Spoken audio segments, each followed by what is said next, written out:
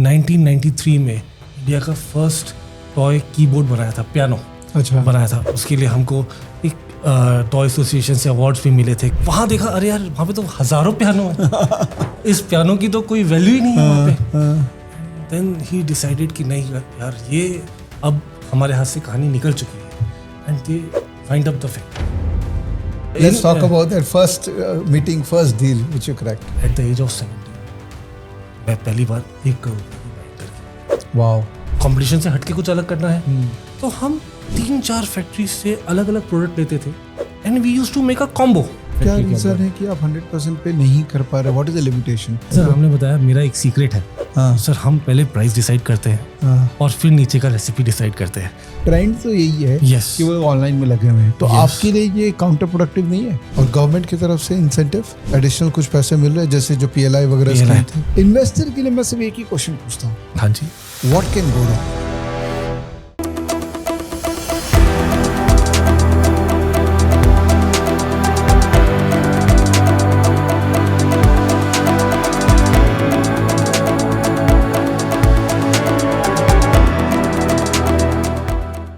दोस्तों आज है ना फेस टू फेस रिकॉर्ड करके बहुत मज़ा आया, वेरी वेरी सेटिस्फैक्ट्री। रोंगटे खड़े होने वाला जो फेस टू फेस है ना, कि बस आग लग गई कि कुछ तो करना है लाइफ में, राइट। आज मैंने फेस टू फेस रिकॉर्ड किया है इंडिया के टॉय मैन के साथ में। टॉय मैन, इनको मैंने ही कहा कि आप तो टॉय मैन बनने जा रहे हैं, तो आप तैयार हो जाइए, अच्छा ग्रोथ आपके अंदर आएगा अगर आप इसी तरीके से काम करते रहें। तो टॉयज़ जो कि हमारे निजी जीवन में हम रेगुलरली हमारे बच्चे खेलते हैं या हम खेलते हैं, हम जनरली टॉयज़ देखते हैं ना तो इंपोर्ट होता है, वो चाइना से इंपोर्ट होता है। बट इंडियन गवर्नमेंट ने काफ़ी मेहनत करके एक फ्रेमवर्क बनाया कि भैया ये टॉय मैन्युफैक्चरिंग ना इंडिया में ही होना चाहिए। एंड कई ऐसे एंटरप्रेन्योर है जो जुड़ गए इस पूरे कारवां के अंदर भी, and he is one of the entrepreneurs. 3rd generation है। टॉय इनके दादाजी ने चालू किया था, फिर पिताजी किए, फिर वापस से अब वो कर रहे हैं। 17 साल की उम्र से ही इस बिज़नेस में लगे हुए हैं। और आप सुनेंगे ना इनकी बातें तो आपको लगेगा कि यार इसने बहुत कुछ सीख लिया और अच्छे अच्छे MBA उसको ये बेच खाएगा। इतना समझदार और इतना अंडरस्टैंडिंग, अच्छी understanding, deep understanding business build करने की, भारत में बिजनेस बिल्ड करने की। तो जो ट्रेडिंग स्ट्रैटेजी के लिए आए हैं, वीडियो शायद आपको डिसअपॉइंटमेंट हो जाएगा, बट मेरा one of the favourite series होता जा रहा है ये फेस टू फेस MSME, जहाँ पर इस तरह के एंटरप्रेन्योर के साथ मिलके मुझे बहुत ही एलिवेटेड फील होता है। तो वेलकम करते हैं इंडिया के टॉय मैन को, Karan. Welcome Karan Narang to this face to face. Thank you Vivek sir, thank you. बहुत अच्छा लग रहा है आपसे मिलके, बिल्कुल ज़बरदस्त। सब प्लेजर। हाँ, मुझे ना ये फेस टू फेस करते हुए काफ़ी साल हो गए, आई थिंक 5-6 साल हो गए, और इन दिनों मैंने एंटरप्रेन्योर्स के साथ बातचीत चालू की है। और सच बताऊँ ना, मुझे ना जब भी मैं आप लोगों से मिलता हूँ मेरे रोंगटे खड़े हो जाते हैं कि एक्चुअली नया इंडिया कितना प्रॉमिसिंग है because of all of you. Sir ये तो आपका बड़पन है, आप हमको एक चांस देते हैं यहाँ आके हमारी स्टोरीज को बताने के लिए, and this is our honour really. And आप तो जानते हो मैं इतना इंट्रोवर्ट हूँ कि बस अब आप आए हैं तो बस आपके साथ एक कंफर्ट लेवल पे बात करी जा सकती है। यस, हम लोग एकदम ब्रो कोड में बात करने वाले हैं, so no stress at all, because मैं आपसे बहुत कुछ निकलवाने वाला हूँ, राइट। और आप कंफर्टेबल रहेंगे मुझसे तभी आप खुल के सारी बात करेंगे, राइट। सो आपकी जर्नी के बारे में जानेंगे, and obviously whatever you have created, everyone should know, the whole world should know the kind of work you are doing in India. आज इनका पूरा जर्नी जानेंगे, इनके बिजनेस के बारे में जानेंगे, और अच्छा न्यूज़ ये है कि ये फंड रेज भी करने वाले हैं, IPO लेके आने वाले हैं। तो ये भी मेरे लिए बहुत एक्साइटिंग है कि आप इस एज में, इस प्रोफाइल में बिल्ड करना चाह रहे हैं, ज़बरदस्त। तो आपकी जर्नी, लेट्स गो सर। बहुत इंटरेस्टिंग जर्नी है, आपको बहुत मज़ा आएगा। मैं 3rd जनरेशन हूँ टॉय बिजनेस में। मेरे ग्रैंडफादर ने ये बिज़नेस स्टार्ट किया था। उनका दिल्ली में छोटी सी फैक्ट्री थी और मैन्युफैक्चरिंग का काम था उनका टॉयज़ का, एंड वो लोकल डिस्ट्रीब्यूशन करते थे दिल्ली में ही मेजरली, एंड मेजर सिटीज़ में कुछ। ये कितने साल पुरानी बात है? ये मैं अर्ली 80s की बात कर रहा हूँ। ओह माय गॉड, है ना। और तब बिल्कुल एक कंट्री जो है एक बेसिक स्टेज से निकल ही रहा था। धीरे धीरे मैन्युफैक्चरिंग स्टार्ट हो रही थी इंडिया में, चीज़ें बनना शुरू हो रही थी, और एक इंडस्ट्रियलाइजेशन आ रहा था इंडिया के अंदर। और अच्छे से जब उसको बड़ा किया तो मेरे फादर ने उस बिजनेस को ज्वाइन किया इन 1988। अच्छा, यस, दिल्ली के अंदर। एंड उन्होंने जब यंग ब्लड एक आया 18 साल का यंग लड़का, और उन्होंने बिजनेस को बड़ा किया बहुत अच्छे से, और पूरे इंडिया का नेटवर्क क्रिएट किया, एंड नंबर ऑफ प्रोडक्ट्स बनाए। उस टाइम पे भी हमारे पास 200 प्रोडक्ट्स के आसपास की रेंज थी। हम अलग अलग वेरिएंट बना रहे थे वहाँ पे, मैन्युफैक्चरिंग कर रहे थे उस टाइम पे। आप सोचिए, ये मैं 90s की बात कर रहा हूँ, बहुत अर्ली 90s की। बहुत 5 साल में ही उन्होंने 1993 में इंडिया का फर्स्ट टॉय कीबोर्ड बनाया था, पियानो बनाया था। उसके लिए हमको एक टॉय एसोसिएशन से अवार्ड्स भी मिले थे, काफ़ी सारी चीज़ें हुई थी, काफ़ी उसको लोगों ने अप्रिशिएट किया था कि नई नई चीज़ें बन रही हैं, नई टेक्नोलॉजी बन रही है। एंड उस टाइम पे इलेक्ट्रॉनिक प्रोडक्ट बनाना इंडिया के अंदर was again a remarkable thing. Right, absolutely, है ना। तो उस तरीके से चीज़ें बढ़ रही थी। और 3 साल हमने बिजनेस को काफ़ी अच्छे से बढ़ाया। उन्होंने धीरे धीरे उनके छोटे ब्रदर्स ने भी बिजनेस में को ऐड किया, उन्होंने बिजनेस में एंट्री ली। और तीनों ने मिलके पूरे बिजनेस को एक स्केल पे लेके गए। तब सर धीरे धीरे, आपको याद होगा, उस टाइम पे चाइना का इंपोर्ट स्टार्ट हो चुका था, है ना। चाइना में फैक्ट्रीज बहुत बड़े स्केल पे बन रही थी, वहाँ से इंपोर्ट आना शुरू हो चुका था। तो मेरे फादर को लगा कि हमको चाइना जाना चाहिए और सीखना चाहिए कि हम वहाँ से क्या नया लेके आ सकते हैं। तो वो लोग गए, और जब वहाँ पे जाके देखा कि, और रियलाइज़ किया कि यार यहाँ पे तो कहानी निकल चुकी है अपने हाथ से। अच्छा। बिकॉज यहाँ हमारे पास 100-200 प्रोडक्ट्स हैं। हमने एक पियानो बनाया और इतना बड़ा अवार्ड जीता, और लग रहा है कि यार वाओ, हमने बहुत कुछ कर दिया, राइट। एंड वहाँ देखा, अरे यार वहाँ पे तो हज़ारों पियानो है, इस पियानो की तो कोई वैल्यू ही नहीं है वहाँ पे। एंड देन ही डिसाइडेड कि नहीं यार, ये अब हमारे हाथ से कहानी निकल चुकी है। And they wind up the factory. ये क्या लेट 90s? नहीं, ये था 1996। अच्छा। 1996 में ही जब सर इंडिया में पीसीबी बनना शुरू हो गया था, board, not IC, but board, bonding सब यहाँ होने शुरू हो गया था, तभी वो इंडस्ट्री के अंदर डी-एंड आ गया। और हमारे यहाँ की मैन्युफैक्चरिंग ओवरऑल, सिर्फ हमारी फैक्ट्री नहीं, ऐसे बहुत सारे ऐसे फैक्ट्री ओनर्स थे जिन्होंने अपनी फैक्ट्री को वाइंड अप कर दिया उस वजह से, और वो इंपोर्ट बिजनेस या किसी और लाइन में चले गए। अच्छा। और हमने टॉयज का ही इंपोर्ट कंटिन्यू किया। कितना कॉस्ट डिफरेंस पड़ता होगा उस समय जब हम मैन्युफैक्चर करते थे वर्सेस? सर कॉस्ट की बात ही नहीं थी सर, रेंज की बात थी। क्या हुआ, ये बड़ा अच्छा क्वेश्चन आपने पूछा सर। कारण क्या है, that was the first experience जब हमको रियलाइज हुआ कि कॉस्ट से ज्यादा रेंज ने कॉस्ट को मार दिया। आज टॉयज में सर रेंज चाहिए, है ना। चाइना में जाने के बाद जिस तरीके के प्रोडक्ट्स मिलते थे, वहाँ डेली हजारों प्रोडक्ट्स बनते थे, तो वहाँ से जो रेंज मिली, इंडियन मैन्युफैक्चरिंग पूरी खत्म हो गई। अच्छा करण, मुझे ना, क्योंकि मैं बीच बीच में क्वेश्चंस पूछूंगा, माइंड मत कीजिएगा। रेंज आती है R&D से, राइट? Yes, right. तो इसका मतलब China is not just about manufacturing scale, it was also about innovation. 100% sir. Sir इतना ज़्यादा इनोवेशन है, इतना ज़्यादा एक इकोसिस्टम खड़ा हो चुका है। आज आपको किसी प्रोग्राम की पीसीबी चाहिए तो वहाँ रेडीमेड मिलती है। उसके लिए आपके पास इकोसिस्टम है सेम शहर में, आपको खुद जाके बनाना नहीं पड़ेगा, राइट। आपको गियर बॉक्स चाहिए, कुछ भी चाहिए, वहाँ मिलता है। तो इस तरीके से ये तो बहुत अभी की बात है कि हम गियर बॉक्स वहाँ से या पार्ट्स पीसीबीज लेके आते हैं, बट उस टाइम पे प्रोडक्ट का इनोवेशन इतना ज़्यादा हो रहा था वहाँ पे कि हमने प्रोडक्ट लाना शुरू किया। और सर इम्पोर्ट बिजनेस को एक डिसेंट स्केल पे लेके गए। तो जनरली आप माल लाते थे और अपना ब्रांड लगा के बेच देते थे, जो सब हम करते चाइना से इंपोर्ट करते थे, और चाइना के ही ब्रांड से हमने डिस्ट्रीब्यूशन स्टार्ट कर दिया। और सर ये बहुत अच्छा पॉइंट आपने बोला है, मैं इसका आपको बहुत एक अच्छा एक्सप्लेनेशन दूंगा कि सर इंपोर्ट बिजनेस जब फ्लरिश हो रहा था तो हमने 2006 तक इंपोर्ट बिजनेस बहुत अच्छा था, बहुत अच्छे से बढ़ाया। 2007 में मेरे फादर और उनके ब्रदर्स ने म्यूचुअली डिसाइड किया कि अब हमको स्प्लिट हो जाना चाहिए। और क्योंकि चाइना में सर इतनी ज़्यादा लाइंस आ रही थी, इतने सारे कैटेगरीज थी, इतने सारे बिजनेस अपॉर्चुनिटीज़ थी कि हर भाई को अलग अलग अपॉर्चुनिटी नज़र आ रही थी। My father was very passionate about toys, he decided कि नहीं, I will stay in toys. आपको अगर अलग अपॉर्चुनिटी है तो हम स्प्लिट हो जाते हैं। सही है। तो हम वो स्प्लिट हुए।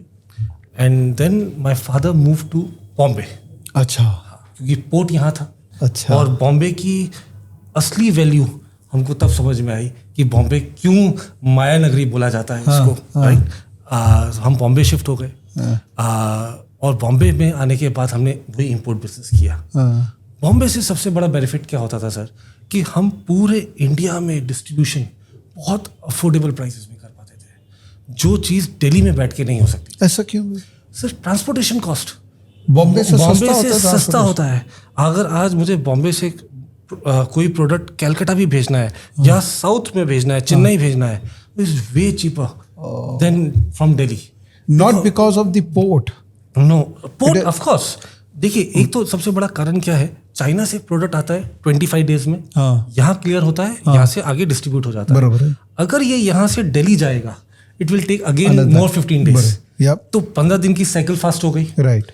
प्लस यहाँ से लॉजिस्टिक्स सस्ता होने लगा हर जगह के लिए, तो कॉस्ट इफेक्टिव होने लगा, साइकिल रोटेशन फास्ट होने लगी। और सर हमने 2015 तक बहुत अच्छे से यहाँ पे इंपोर्ट किया। धीरे धीरे हमने सुपरमार्केट्स में बिजनेस बढ़ाया, हमने ई कॉमर्स का बिजनेस बढ़ाया। अच्छा, कमाल की बात बताता हूँ सर, 18 साल की एज में मेरे फादर ने बिजनेस ज्वाइन किया था। अच्छा सर, मैंने 17 साल की उम्र में किया था। वाह। तो आपने पढ़ाई क्या की है? सर मैं ग्रेजुएट हूँ, लेकिन 10th के बाद ही मैं बिजनेस में आ गया था। बहुत पैशनेट था। बिजनेस की पढ़ाई की आपने? Yes yes yes yes. अच्छा, मेरे फादर, अच्छा हमारे यहाँ ना बड़ी एक हैबिट है, मेरे ग्रैंडफादर के टाइम से चल रही है, कि सर कोई भी घर में बड़ा डिसीजन होता है या कोई एक नई डिस्कशन हो रही है, तो हम 5 साल के बच्चे को भी उसमें बिठा देते हैं कि भाई एटलीस्ट इनडायरेक्टली उसके दिमाग में कुछ तो आ रहा है। सही बात है। तो बचपन से ही बहुत शौक था बिजनेस का, कुछ करने का, ट्रैवल करने का। जैसे मैंने आपको बताया, हमारी अभी ऑफ द रिकॉर्ड बात हो रही थी, आपको पता है। तो उस तरीके से हम मन था, तो जल्दी आ गया बिजनेस में। और डैड ने भी बहुत सपोर्ट किया मुझे, और बोला चलो अब आ गए हो तो ठीक है। अब एक लोअर लेवल जॉब से स्टार्ट कराया, कभी वेयर हाउस भेजा, कभी सेल्समैन का जॉब दिया, कभी अकाउंटेंट का जॉब दिया, कभी टेली में बैठ के बिल बनाए। इस तरीके से 2-3 महीना मैंने काम किया। उसके बाद नेक्स्ट 4 months वॉज भ्रमण। हमारी लैंग्वेज में उसको बोलते हैं पूरा इंडिया भ्रमण करना है। आप मानेंगे नहीं, मैं 3000 कस्टमर से 4 महीनों में जाके मिला। हर एक शहर, हर एक गांव, छोटे से छोटे शहर जगह पे। गुजरात में पूरा सौराष्ट्र घूमा, पूरा साउथ घूमा, और एक एक कस्टमर से मिल के आया और नॉलेज ग्रैब किया कि टॉयज इंडस्ट्री है क्या। एंड सर, मेरे फादर बहुत डेयरिंग है, मैं आपको बताता हूँ। उन्होंने 17 साल के लड़के को ये 6-8 महीने की ट्रेनिंग दी और चाइना भेज दिया अकेले, कि भाई जाओ और लेके आओ अपना सामान और अपना खुद क्रिएट करो कि आपको क्या करना है, आप क्या लेके आना चाहते हो, बाइंग करके आओ। Sir at the age of 17 मैं पहली बार 1 करोड़ रुपए की बाइंग करके आया। वाओ। सर 17 साल की उम्र के बच्चे को ये पावर दे देना कि आप 1 करोड़ रुपए की बाइंग करके आओ और आपको बेच के दिखाना है, वो मेरा फादर ही कर सकते हैं, क्वाइट फ्रेंकली। सो उन्होंने बहुत सपोर्ट किया, चीज़ें आई। सर हमने सुपरमार्केट के बिजनेस को स्टार्ट किया। तब क्या लग रहा था कि चीज़ें ऑर्गेनाइज नहीं है। हम काम तो अच्छा कर रहे हैं, प्रोडक्ट की नॉलेज भी बहुत अच्छी है, इंडिया भर का नेटवर्क भी है, 3-4 हज़ार लोगों का कस्टमर्स के बेस था पूरा, जो 3 जनरेशन ने बनाया था। और वहीं पे प्रोडक्ट लेके आना, चाइना से लेके आना और वहीं डिस्ट्रीब्यूशन करना, अनऑर्गेनाइज सेक्टर में अनऑर्गेनाइज तरीके से, कहीं ना कहीं चीज़ें एज अ यंग जनरेशन बहुत ज़्यादा खटक रही थी कि भाई इसको ऑर्गेनाइज किस तरीके से किया जा सकता है। अब अनऑर्गेनाइज किसको कहते हैं?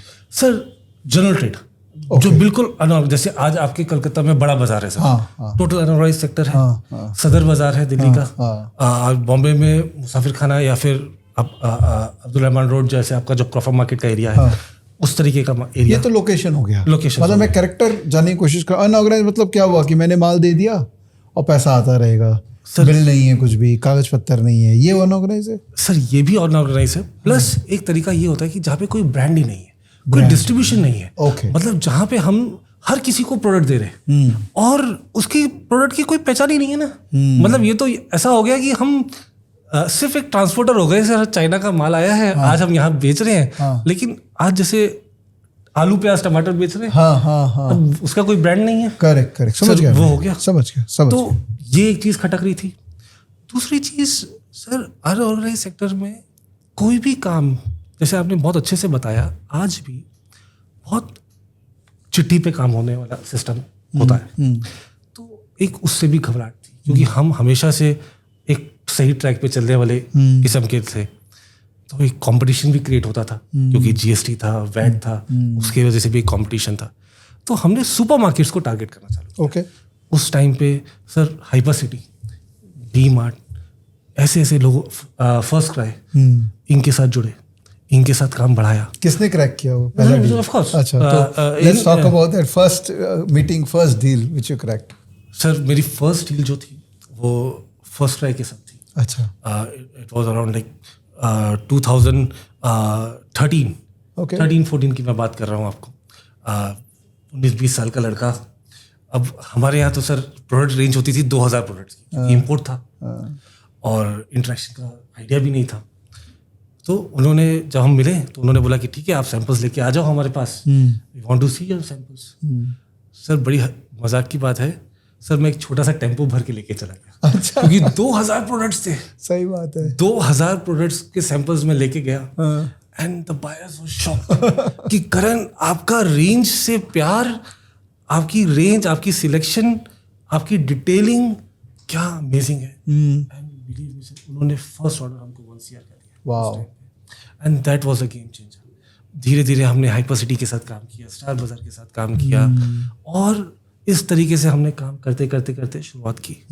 बट तब भी सर सारा इंपोर्ट का ही बिजनेस था, हम कुछ बना नहीं रहे थे यहाँ पे, और हमारा कोई ब्रांड भी नहीं बन रहा था। और 2000 SKUs जो आप बोल रहे हैं, ये सारे आप इंपोर्ट करते थे? करता था। तो जाके सिलेक्ट कौन करता था कि ये सर खुद ही करना पड़ता था। 2000 SKUs? यस सर, सिलेक्शन यही थी सर, नॉलेज ही यही है ना, इंडस्ट्री का नॉलेज क्या, यही ट्रेंड क्या आएगा, क्या प्रोडक्ट किस प्राइस पॉइंट में, सारा प्राइस पॉइंट का गेम था। समझ गया। तो सुपरमार्केट बिजनेस स्टार्ट करने के बाद हमको रियलाइज हुआ कि यार टॉयज जो है वो प्राइस पॉइंट का गेम है, सारा का सारा।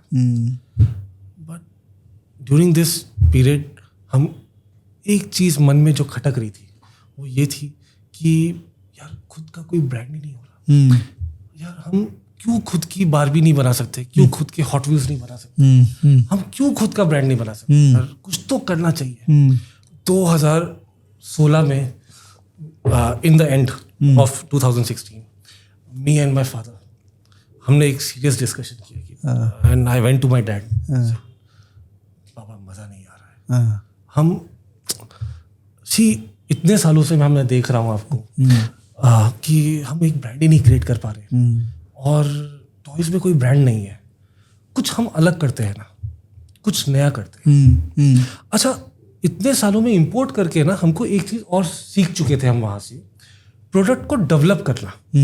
वहाँ पे क्या करते थे हम लोग, कंपटीशन बढ़ रहा था, कंपटीशन से हटके कुछ अलग करना है, तो हम 3-4 फैक्ट्री से अलग अलग प्रोडक्ट लेते थे, and we used to make a combo. Okay, जो प्रोडक्ट वहाँ की मार्केट में अवेलेबल ही नहीं था, okay, made to order, right. Okay, अगर रेडल सेट है तो उसमें स्क्वीजी टॉयज डालती है, अब स्क्वीजी टॉयज की फैक्ट्री अलग है, रेडल की फैक्ट्री अलग है, लेकिन जब इसका कॉम्बिनेशन करेंगे तो ये वहाँ पे मिलेगा ही नहीं किसी को, राइट। इस तरीके से धीरे धीरे धीरे धीरे हमने केवी का एक छोटा ब्रांड चाइना से बनवा के, OEM करवा के चीज़ें बनवाना शुरू करी। ओके, हमने कुछ कार की शेप्स ऐसी बनवाई, कुछ मॉडल्स ऐसे बनवाए। धीरे धीरे जो सिर्फ OEM हमारे लिए था, हमने मोनोपोलीज लेना स्टार्ट किया, हमने वहाँ पे नई डेवलपमेंट स्टार्ट करी। बट 2016 तक आते आते हमको लगा कि नहीं, वो भी अब कॉपी हो रहा है, अब उसमें भी स्पेस नहीं बची है, और हमको कुछ नया करने की ज़रूरत है, और एक ब्रांड बनाने की ज़रूरत है। तो हमने 10 प्रोडक्ट्स के साथ सर मैन्युफैक्चरिंग स्टार्ट करी। ओके, सर मैं आपको बताता हूँ हमने मैन्युफैक्चरिंग कैसे स्टार्ट करी। सर बहुत सिंपल तरीका था। ये बॉटल है, जैसे आज ये बॉटल का जो कैप था ये हम चाइना से लेके आते थे, बाकी पूरी बॉटल यहाँ बनाना शुरू करा। ये क्या लॉजिक है सर? जैसे कोई पर्टिकुलर प्रोडक्ट है, उसका सोल, आज जैसे आज कोई फ्रिक्शन कार है, तो friction gear box is the soul of the product, right. Car तो इतनी बड़ी है, लेकिन फ्रिक्शन गियर बॉक्स तो इतना सही है। ये गियर बॉक्स हमने चाइना से लाना शुरू किया और बाकी के मोल्ड्स बना के इंडिया में दूसरे प्रोडक्ट पूरा प्रोडक्ट बनाना चालू किया। तो कॉस्ट वाइज में अगर आपको बताऊं, जैसे अगर आज 99 रुपीज़ का कोई प्रोडक्ट है तो उसमें मात्र 3 रुपये का गियर बॉक्स है। अच्छा, मात्र 3 रुपये का जो मेन सोल है। ओह माय गॉड, जो चाइना से आ रहा है। अच्छा। बाकी सब चीज़ें हम यहाँ बनाना स्टार्ट करें। नाइस। और इस तरीके से 10 प्रोडक्ट्स की से शुरुआत हुई। तो सोल हम क्यों नहीं बना सकते यहाँ पे? क्योंकि उसमें उनका आईपीआर है क्या? नहीं, उसमें सर एक तो नो हाउ चाहिए, हाँ, स्केलेबिलिटी चाहिए। हाँ, आज जो जितना टॉयज हम पूरे साल में बनाते हैं वो शायद से 15 दिन में बनाते हैं। ये स्केल का फर्क है बाप, इंडिया और चाइना का, राइट? तो वो स्केल की प्रोडक्शन के लिए खपत चाहिए, वो खपत नहीं है नहीं हमारे है। पास। तो वो धीरे धीरे डेवलप हो रही है। सर ऐसा नहीं है, ये मैं 2017 की बात कर रहा था कि हम उस टाइम पे ऐसा क्यों नहीं किया। मैं उसका भी सॉल्यूशन दूंगा कि हम आज वो सोल के लिए क्या कर रहे हैं। अच्छा। वो एक लास्ट में आपको सरप्राइज बताऊंगा। यस है। तो उस तरीके से हमने मैन्युफैक्चरिंग चालू करी। 10 प्रोडक्ट्स से काम शुरू हुआ और धीरे धीरे करते करते इतने सालों में हमने 7 कैटेगरीज 700 प्रोडक्ट्स रेंज खड़ी करी। सब इंडिया में बन रही है? सब इंडिया में बन रही है। क्या बात है यार। हाँ, और सर 700 प्रोडक्ट्स अलग अलग टेक्नोलॉजी से बन रहे हैं, एक टेक्नोलॉजी से नहीं। मैं टेक्नोलॉजी का फर्क बताता हूँ आपको। देखिए आज डॉल है तो सर डॉल की फेस अगर बनाना है हमको तो वो रोटो मोल्डिंग में बनेगा। ओके। अगर उसकी बॉडी बनानी है तो वो इंजेक्शन मोल्डिंग से बनेगी। अगर हमको डाइकास्ट कार्स बनानी है तो वो डाइकास्ट मोल्डिंग से बनेगी, मेटल मोल्डिंग से बनेगी। फिर हम टिन कार्स बनाते हैं, हम इंजेक्शन मोल्डिंग करते हैं, हम ब्लो मोल्डिंग करते हैं, हम इसके अंदर डर्लिन मोल्डिंग करते हैं, पीवीसी मोल्डिंग करते हैं। सर इतनी सारी टेक्नोलॉजीज बनाई हमने। हमारे 4 ब्रांड्स हैं अभी। डॉल्स के लिए Alia, thunder strike soft bullet guns के लिए, बबल्स के लिए funny bubbles, and metal cars के लिए येस मोटर्स। ओके। ये हमारे 4 ब्रांड्स हमने क्रिएट करे। Okay, okay. और 700 प्रोडक्ट्स की रेंज क्रिएट करी है। ओके। जिसमें अलग अलग टेक्नोलॉजी से हमने प्रोडक्ट्स बनाए। तो हमारी सर जो स्ट्रेंथ थी वो एक सबसे बड़ी क्या थी कि हमारे पास नेटवर्क बहुत स्ट्रांग था। उसके बाद प्रोडक्ट नॉलेज बहुत स्ट्रांग थी। नेटवर्क के बारे में बात करेंगे, बट हाँ बोल दीजिए उसके बाद। प्रोडक्ट नॉलेज बहुत स्ट्रांग है। उसके बाद टेक्नोलॉजी, जितने अलग अलग तरीके की टेक्नोलॉजी है तो हमारे लिए इजी है नए प्रोडक्ट्स को अडेप्ट करना। राइट। और उसके बाद इसका क्वालिटी मेंटेन करना, कॉस्ट इफेक्टिवनेस होना, वो बहुत स्ट्रांग था। ओके। तो इस वजह से हमने बहुत जल्दी इसको स्पीड अप और बड़ा तरीके से एक्सपैंड किया। ओके। और धीरे धीरे हम डी मार्ट के आज सबसे बड़े वेंडर हैं। वाओ। हम रिलायंस सुपरमार्केट के सबसे बड़े वेंडर हैं। हम मिनीसू के लिए बहुत अच्छा काम करते हैं, उनके साथ DIY के लिए बहुत अच्छा काम करते हैं। रफली 30 supermarkets and modern trade stores के साथ काम कर रहे हैं आज की तारीख में। और आपका रेवेन्यू का कितना परसेंटेज वहां से आ रहा है? सर 50%। अच्छा, 50% ओके। हमारा वहाँ से आ रहा है। हाँ। बाकी 2000 होलसेलर्स हैं जिनके साथ हम काम करते हैं। उसमें से 1500 होलसेलर्स ऐसे हैं जिनके साथ क्रेडिट पे काम करते हैं। अच्छा। राइट। तो वो एक GT के अंदर 50% टर्नओवर वहाँ से आता है। वो एक बहुत बड़ा चंक है और वो बहुत ज़्यादा ग्रो हो सकता है। वो इंडिया बहुत बड़ा है और उसके अंदर स्ट्रेंथ बहुत ज़्यादा है कि वो बहुत स्पीड से ग्रो होगा। और सर एक बहुत अच्छी बात बताता हूँ सर, अब हम एक्सपोर्ट भी करना स्टार्ट कर रहे हैं। नाइस। हमने Germany and Europe 2 bar export कर चुके हैं और अब जापान जापान की सबसे बड़ी सुपरमार्केट जो है वो हमारे साथ जुड़ने वाली है। उन्होंने हमको बहुत अच्छा बड़ा ऑर्डर दिया है, ह्यूज अमाउंट का, एंड उनके साथ हम बहुत बड़ा फ्यूचर देख रहे हैं। उनके वर्ल्ड वाइड 4000 स्टोर्स हैं, तो that will be a great success for us. Lovely, yes, lovely, beautiful. तो जो हमारे जो प्रधानमंत्री है या जो पूरा जो इकोसिस्टम है वो चाहता था मेक इन इंडिया होए और हम यहाँ से बाहर भेजें, तो you are contributing to that overall 100%। Correct. Sir हमारी ब्रांड की बात हो रही थी तो मन में जो झिझक था कि सर हम क्यों नहीं आज इंडिया की बारबी बना सकते हैं। करेक्ट। आज हम हॉट व्हील्स यहाँ पे क्यों नहीं बना सकते हैं। सर बना सकते हैं। आज इकोसिस्टम खड़ा हो रहा है, पहले नहीं था। पहले ये सोच ही नहीं थी। क्या डिफरेंस है सर? पहले बहुत इजी था इंपोर्ट करना। सर इजी वे है। हाँ, तो इंपोर्ट डिफिकल्ट हो गया इसलिए यहाँ इकोसिस्टम बिल्ड हो गया जबरदस्ती। ओह, ये इंटरेस्टिंग। 100% सर। अच्छा। सर देखिए, कोई भी ह्यूमन बीइंग जब आपके पास यहाँ पे पानी का गिलास रखा है हाँ, तो आप सर वहाँ नहीं जाओगे, नहीं जाएंगे, नहीं जाएंगे ना, आप यहीं उठा लो। आज रिस्ट्रिक्शंस आई हैं तो 100% एक इकोसिस्टम दोबारा से खड़ा हो रहा है। आज हम हिम्मत कर रहे हैं कि हाँ ये प्रोडक्ट बना सकते हैं हम लोग। सर धीरे धीरे धीरे धीरे वो कॉन्फिडेंस आ रहा है कि हाँ ये प्रोडक्ट बनेगा इंडिया में, right, in terms of technology, electronic products, metal, diecast, आप जो बोलिए सर हम यहाँ बना रहे हैं सर, और बहुत अच्छे से बना रहे हैं, राइट प्राइसिंग में बना रहे हैं। देखिए आज कोई भी बाहर के ब्रांड जितने भी हैं, हम उनसे बहुत कम प्राइस में सेम क्वालिटी इंडिया में बना सकते हैं। इवन मैं आपको एक चीज़ बताता हूँ सर, नॉन इलेक्ट्रॉनिक प्रोडक्ट्स के अंदर हम चाइना की कॉस्ट में आ चुके हैं। That is the fact. But is it because हमारे वहाँ कॉस्ट बढ़ गया है? सर 100% वहाँ कॉस्ट क्योंकि वहाँ बढ़ा है, labor cost क्योंकि वगैरह लेबर बढ़ कॉस्ट गया बढ़ चुकी है, इसलिए। इंफ्रास्ट्रक्चर कॉस्ट बढ़ चुका है। सर फर्क बहुत मोटा मोटा सेम है। देखिए इंडिया में इंफ्रास्ट्रक्चर कॉस्ट सस्ती है, हाँ, लेबर कॉस्ट सस्ती है, ओके, टेक्नोलॉजी मोटा मोटा सेम आ चुकी है, Okay. क्योंकि और यहाँ पे मार्केट क्रिएट हो रही है, ओके, राइट, धीरे धीरे मैन्युफैक्चरिंग डेवलप हो रही है, तो हम रॉ मटेरियल कॉस्ट सेम है, तो हम यहाँ पे सस्ता बना पा रहे हैं। और गवर्नमेंट की तरफ से इंसेंटिव एडिशनल कुछ पैसे मिल रहे हैं, जैसे जो PLI वगैरह PLI, स्कीम थी? सर बहुत अच्छा आपने बताया है कि ये PLI स्कीम अनाउंस हो चुकी है, लेकिन 2 बार बजट में अनाउंस हुआ है कि PLI स्कीम टॉयज में आएगी, but we are still waiting, अभी तक तो कंफर्मेशन अभी नहीं तक है। जो भी हुआ वो बिना उसके हुआ है? बिना उसके तो हुआ है। गवर्नमेंट की तरफ से कोई पैसे का सपोर्ट नहीं contribution है, पैसे का कंट्रीब्यूशन नहीं है। जब आएगा तो 100% हम इलेक्ट्रॉनिक्स में भी बीट कर देंगे। अच्छा। देखिए क्या होता है, आज नॉन इलेक्ट्रॉनिक प्रोडक्ट्स में बहुत छोटा अमाउंट का कंपोनेंट चाइना से आ रहा है, जैसे गियर बॉक्स हो गया, जैसे मैंने आपको बताया, हार्डली मैन्युफैक्चरिंग कॉस्ट में देखेंगे तो हार्डली 6 to 7%, मैक्सिमम लेवल पे 10% का कॉस्ट जो है वो चाइना से डिपेंडेंट है, राइट।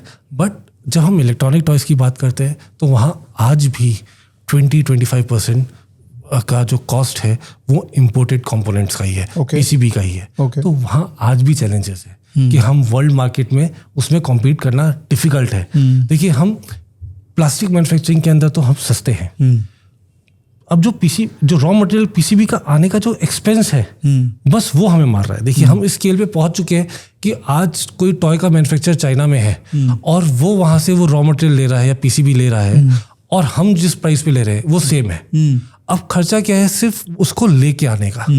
अगर और गैप कहाँ है हमारे पास कि हम यहाँ लोकल मैन्युफैक्चरिंग कर रहे हैं तो क्या हम चाइना से सस्ता कर पाए, वो ब्रिज अगर हमने क्रॉस कर लिया या मैच कर लिया तो वो हमारे लिए एक कॉस्ट सेविंग हो सकता है। समझ गया। और अगर यहाँ PLI स्कीम आ गई तो सर वो जो कॉस्ट हमको लग रहा है इंपोर्ट का वो बचेगा, एंड हम वर्ल्ड मार्केट में इलेक्ट्रॉनिक प्रोडक्ट्स भी अच्छे तरीके से बेच पाएंगे। ओके, तो एक्सपोर्ट कॉम्पिटिटिवनेस के लिए सारी चीज़ें जरूरी है। जरूरी है। हाँ, इंडिया में आई थिंक क्योंकि गवर्नमेंट ने इंपोर्ट को काफी कंट्रोल कर दिया, पर्टिकुलरली टॉयज में, Yes. तो एक नेचुरल टेलविंड मिल गया हम सर, सबको। देखिए, टॉयज तो चाहिए। 100%, लेकिन सर आज देखेंगे हर मार्केट में अनऑर्गेनाइज सेक्टर में तो चाइना के प्रोडक्ट्स आ ही रहे हैं, आ ही रहे हैं। लेकिन तब भी हम कॉम्पीट कर रहे हैं। मैं कहता हूँ आज अगर पूरा टॉयज चाइना से आना शुरू भी हो गया, राइट, तब भी in non electronic products and in lot of products we will be cheaper, even in electronic products also. देखिए अगर आज पूरा प्रोडक्ट बन के आएगा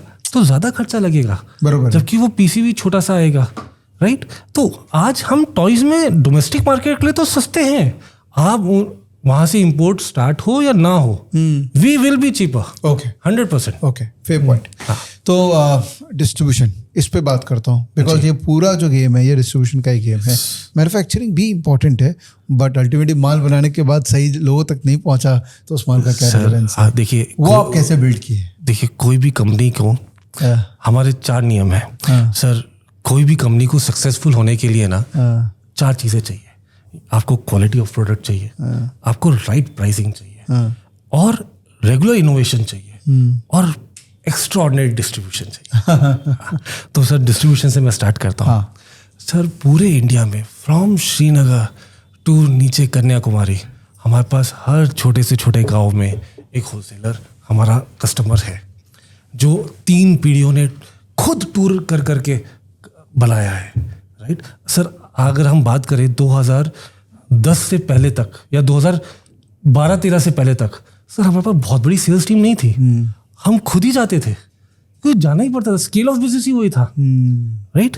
तो हमने पूरे हर एक कस्टमर को साथ जनरेशनल का, मतलब आज जो बंदा आज ऑर्डर दे रहा है, जो कस्टमर है, उस हो सकता है 90% में उसके फादर के साथ बिजनेस कर चुका हूँ, या मेरे फादर ने उसके फादर के साथ बिजनेस किया ही है ऑलरेडी।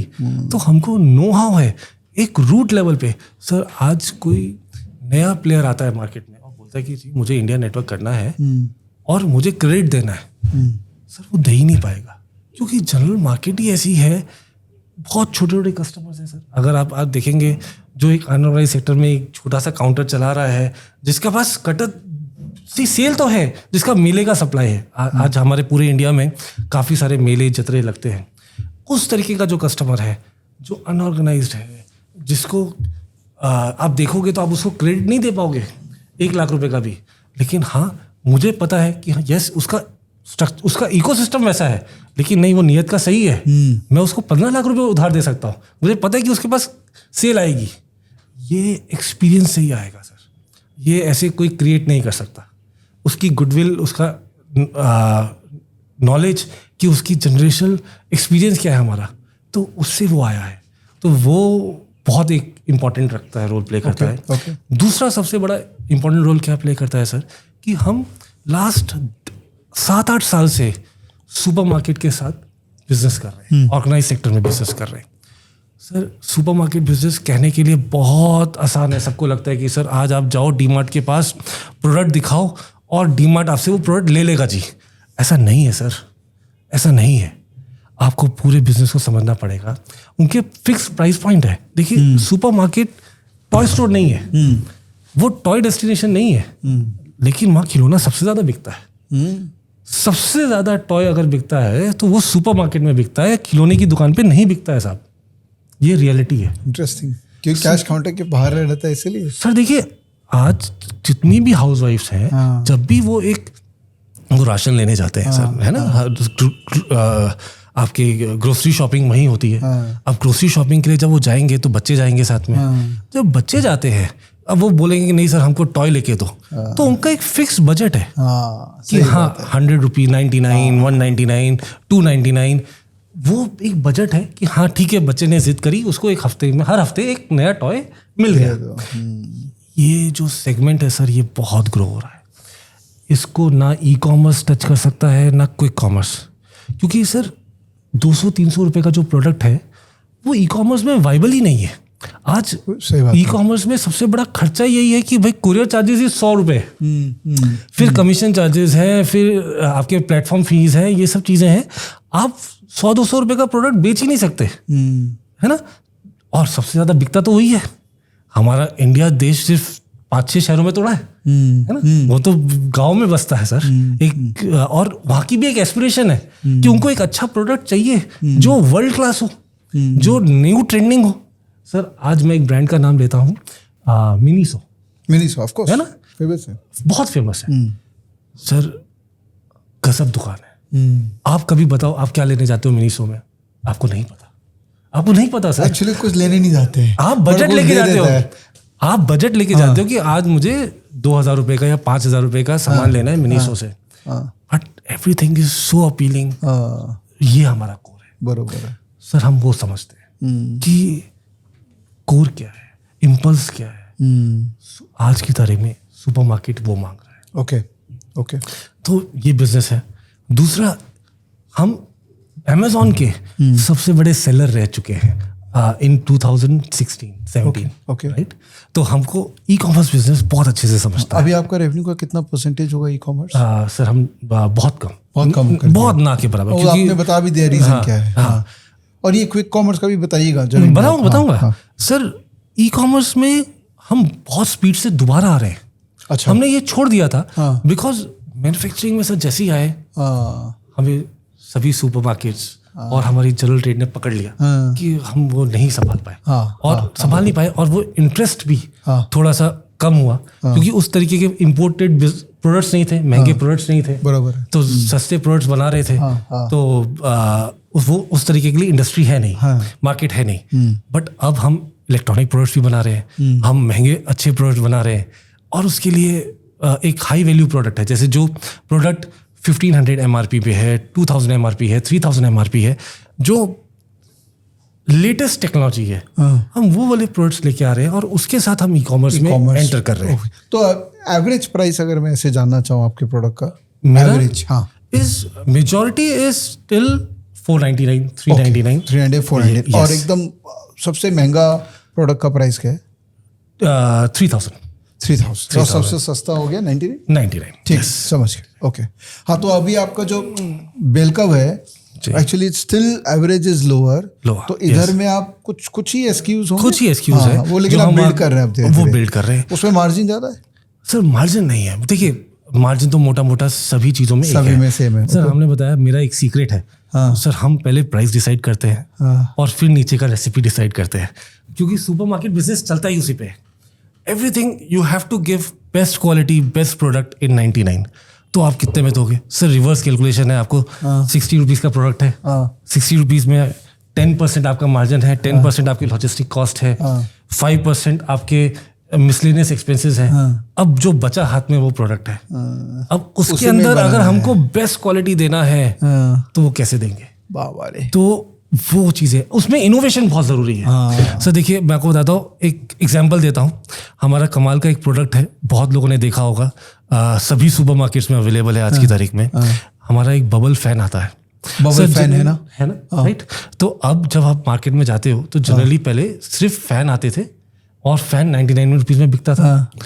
हमने क्या किया, ऊपर की बॉडी, ऊपर का पूरा जो स्ट्रक्चर है वो फैन ही रहने दिया और नीचे हमने बबल लगा दिया, तो 2 in 1 हो गया। बट वो सिंपल कॉम्बिनेशन करने से वो फैन के 2 यूज हो गए सर, और वो इतना इम्पल्स हो गया कि वो तो कहीं है ही नहीं मार्केट में, वो चाइना में भी नहीं है। तो हम अब इस तरीके का दिमाग लगा रहे हैं। ये कौन लगाता है सर दिमाग आपके ऑफिस में? सर हमको खुद ही करना पड़ता है ये सब चीज़ें, क्योंकि मैं बोलता हूँ ना कि सर मैंने डॉक्टरेट नहीं करी, but I am a toy doctor, really. आप टॉयज में हमारा इतना इनोवेशन है, आप देखेंगे हमारी डॉल्स देखिए, हमारी आलिया देखिए, आपको मज़ा आ जाएगा। इतना न्यूनेस है उसके अंदर, इतना न्यूनेस है, आपको रियली यू विल फील कि नहीं यार, बारबी को कोई टक्कर देता है तो वो आलिया ही है। यस, आप, मैं बताता हूँ, आप मेरी थंडर स्ट्राइक को टच कीजिए सर, नर्फ करके एक ब्रांड है सॉफ्ट बुलेट गन्स का। सर मेरा जो कॉस्ट है और उनके कॉस्ट से कंपेयर करेंगे तो वी आर एट 30%, और हम इंडिया में बना रहे हैं। वाओ, हम इंडिया में बना रहे हैं, सेम क्वालिटी बना रहे हैं, वर्ल्ड क्लास क्वालिटी बना रहे हैं। हमारी नई टेक्नोलॉजी है यूवी प्रिंटिंग, हमारी सारी गन्स यूवी प्रिंटेड है। सर पूरे इंडिया में टॉयज में किसी के पास यूवी प्रिंटिंग नहीं है, हमारे पास है। तो हमारा मेन कोर क्या है कि हम बहुत ज़्यादा एक्सपेंस कर रहे हैं नई टेक्नोलॉजी के अंदर। सर हमारा जो मेन कोर ये है वो यही है कि हम नई नई टेक्नोलॉजी लेते आए। समझ गया। सो क्योंकि आप इतना डीपली इंडिया और भारत दोनों में जुड़े हुए हैं जी, तो मुझे थोड़ा सा ना आप ये भारत का स्ट्रक्चर समझाइए, क्योंकि आपको पता है जी। तो सेंटर्स कहाँ क्या क्या हैं, और जब हम माल गांव तक पहुंचा रहे हैं तो वो पहुंचता कैसे? सर देखिए बहुत सिंपल है, मैं आपको बताता हूँ। अगर हम टॉयज़ की बात करें तो इंडिया जो है वो मोटा 5 से 6 शहरों में बटा हुआ है, ठीक है ना? आप नॉर्थ देखेंगे तो दिल्ली बहुत बड़ा गढ़ है, दिल्ली से पूरा पंजाब एंड नॉर्थ कवर हो जाता है। Okay, yes. देन बॉम्बे से पूरा महाराष्ट्र, पूरा गुजरात पूरा कवर हो जाता है। यहाँ नॉर्थ ईस्ट में देखेंगे तो Calcutta is a main market, and south में देखेंगे तो Hyderabad and Chennai. Okay, these 2 are the both very big market. ये हमारे मेजर हब्स है।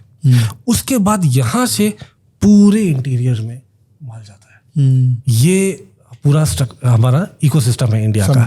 यस। तो आपने अपने सेंटर्स, मेजर सेंटर्स ये सब जगह बना रखे हैं? फिर आपके जो भी हमारे सेंटर्स यहाँ नहीं है, हमारा मेन सेंटर बॉम्बे में ही है, भिवंडी में ही है। ओके, बट भिवंडी जो है यहाँ से हमारे हर गांव प्रोडक्ट जाता है, क्योंकि हमारे लिए कोई फिक्स डिस्ट्रीब्यूटर नहीं है। अच्छा, कि जिनके थ्रू जाएगा प्रोडक्ट। हम डायरेक्ट टू B2B है।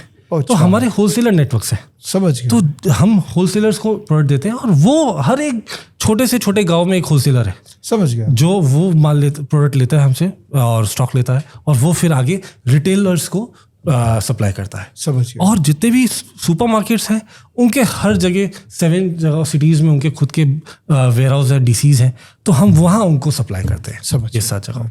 तो average age of your wholesaler, age का मतलब हो गया कि एवरेज में कितने साल से आपके साथ जुड़े हैं?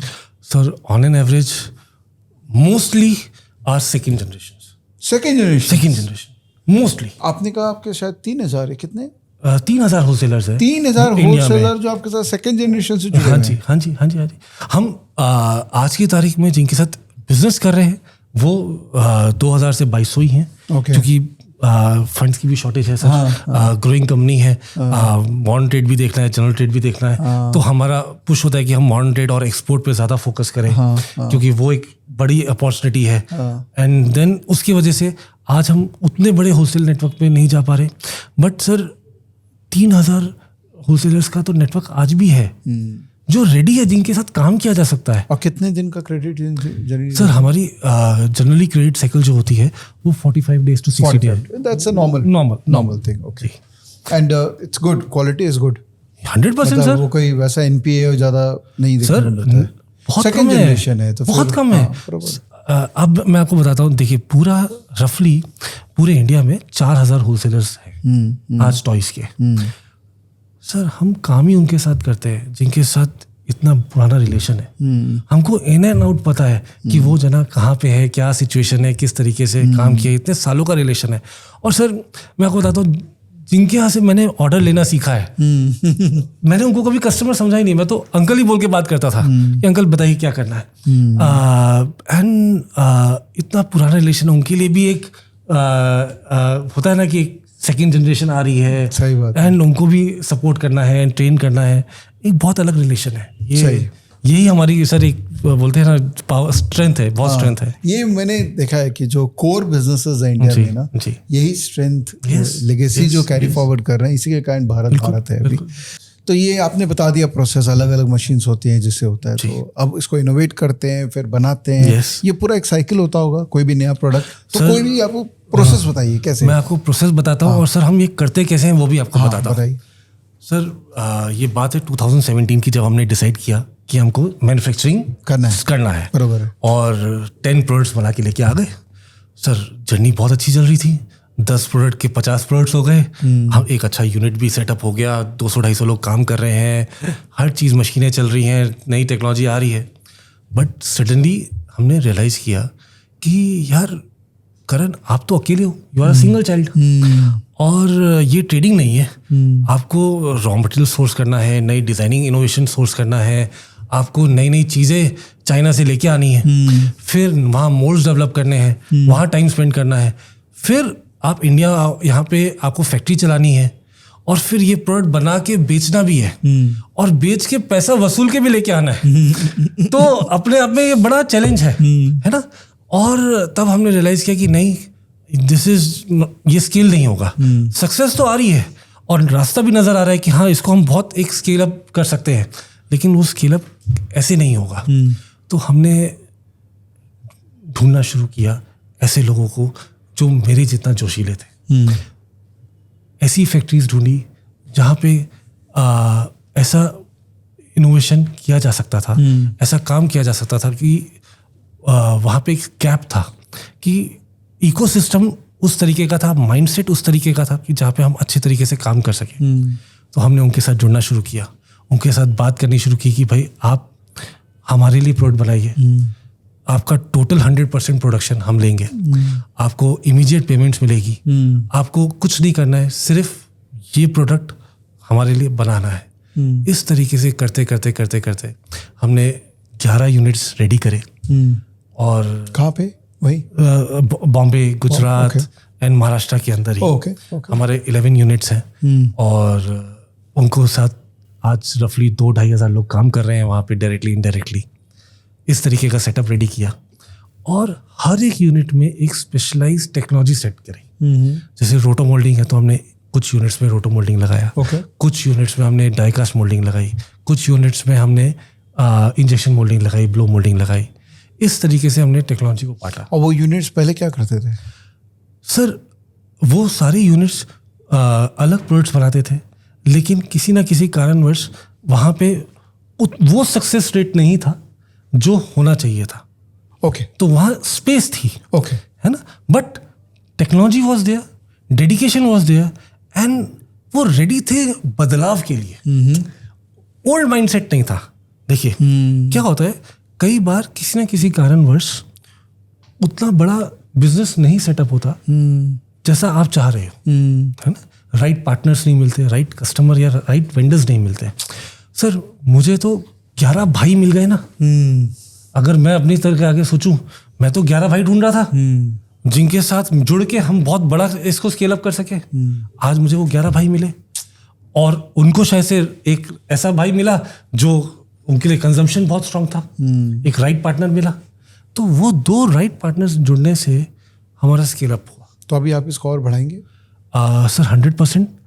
हमारा मेन जो मोटो है कि सर हम एग्जिस्टिंग सेटअप को ही Okay. किस स्टेज पे लेके जा सकते हैं। देखिए आज ही हम 50-55% के स्केल पे चल रहे हैं, लेकिन जैसे ही हम 100% पे आएंगे तो अगेन हम एक कैपेसिटी बढ़ेगी, हम और ज़्यादा कैपेसिटी बढ़ा सकते हैं।